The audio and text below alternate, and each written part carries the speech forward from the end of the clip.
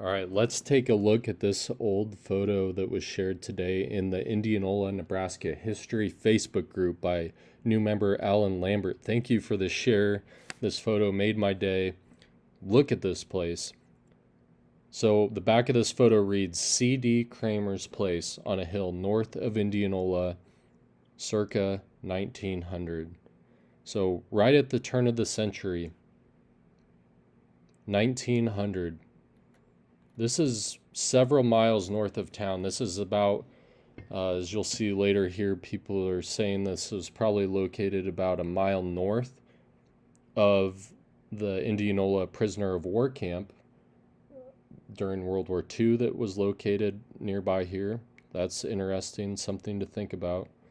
But, I mean, look at this place. This is out in the middle of the country. I mean, a town of 600, 800 people now, maybe was in the low thousands at its peak, never more really than that.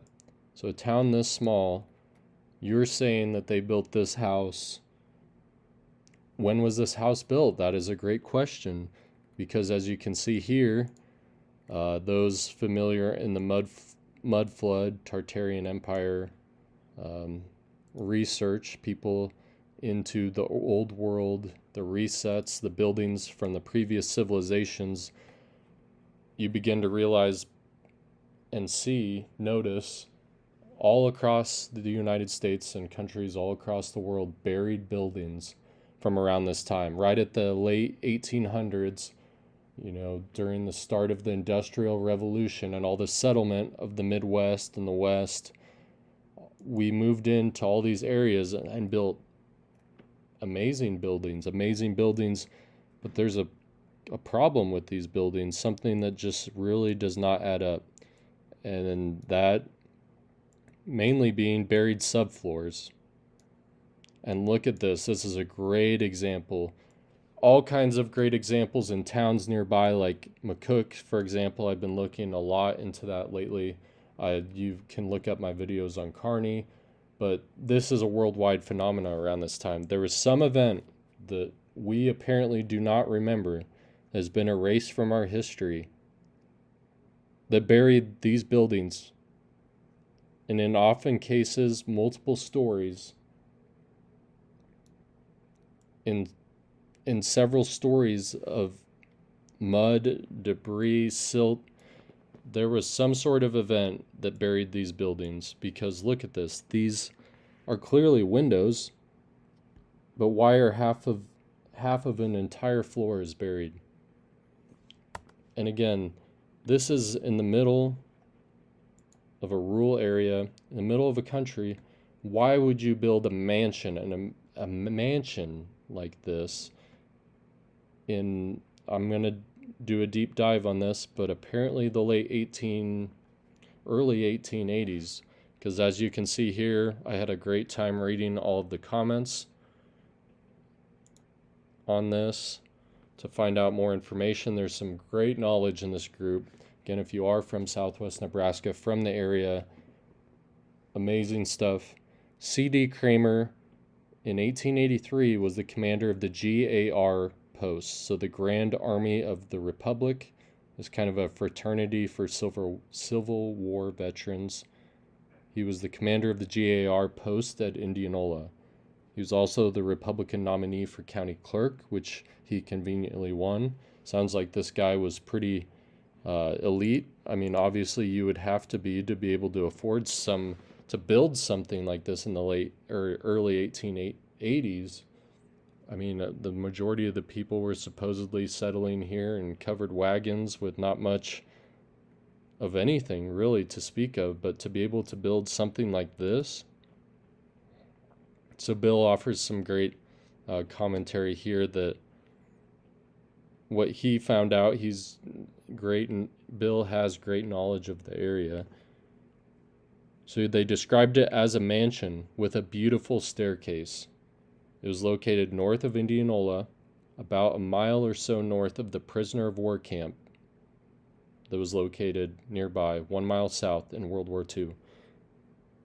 So he's seen the place. There's an old line of trees that are still there that are visible. Amazing stuff. we're gonna have to.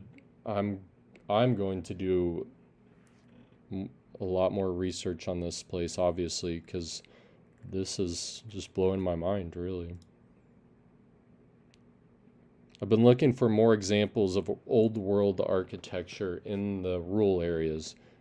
We live in a rural area, and there's a lot of great examples in town of buried subfloors and buildings, but to see them out in a mansion like this, located in the middle of nowhere, so to speak, that's very telling in my opinion.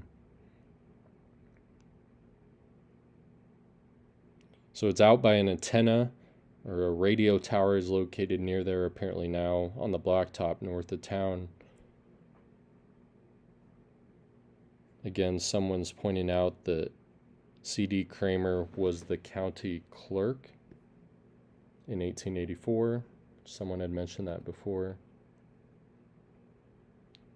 Someone says they see a face in the windows. I have to see if that is true.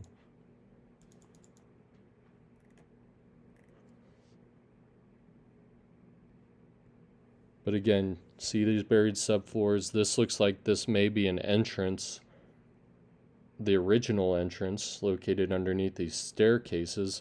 Another indicator of these old world buildings are these raised staircases. You will see all the time these raised staircases, because often what was converted later on, as you can see, this is looks like it was probably converted at some point into an entrance, but it was originally a window. Could have been. Looks like it. You see these buried subfloors, raised staircase, very common.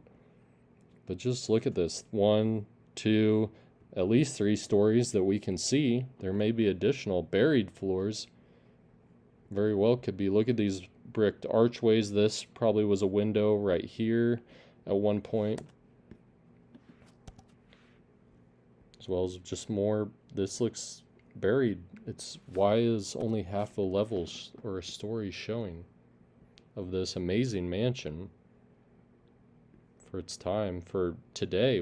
Could we build this today? Is there anything like this in the area today? I mean, besides the Catholic Church, which still stands, that's another whole topic, probably deserves its own video.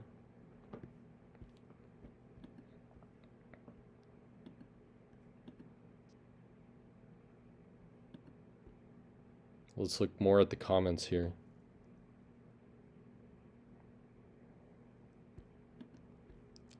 Someone said they see a face. Here's some aerial view of the suspected area. This is the line of trees, I believe, that they mentioned was the old driveway to the house.